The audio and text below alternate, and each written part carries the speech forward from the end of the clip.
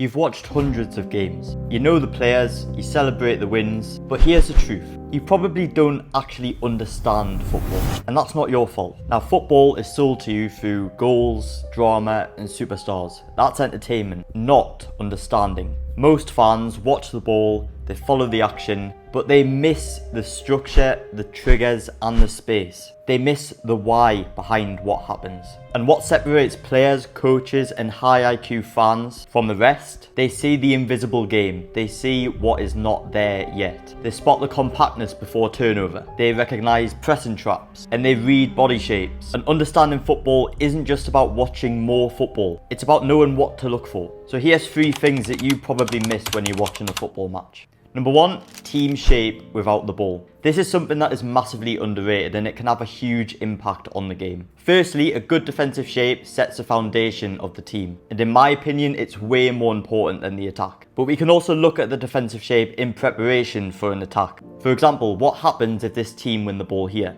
Are they set up for a transition? Is their key player in space? Because in football, we must think 1 step, 2 steps, or even 3 steps ahead. Number 2, transition structure. But more specifically, what happens in the first 3 seconds after a turnover. And this could make or break whether a team gets on the attack immediately or doesn't. Recognising players' movements and the tempo within these first 3 seconds is key, because it tells you their intention. But also, how are the opposition set up to defend this transition? And this links to moments before the ball being turned over, when we look at a team's rest defence. And it tells you a lot about whether the opposition team can attack immediately or not. Again, we are thinking about what might happen next. And number 3 is rotations. Noticing player rotations is key. Players in the modern game are no longer just fixed to their position. They move all over the pitch because players nowadays are so much more technical and so much more versatile. And they move to create space and to break opposition pressing structures, creating chaos rather than being predictable. Noticing where and when these rotations occur is key. And what do they cause the opposition to do? Now, if you don't spot these things yet, that's okay.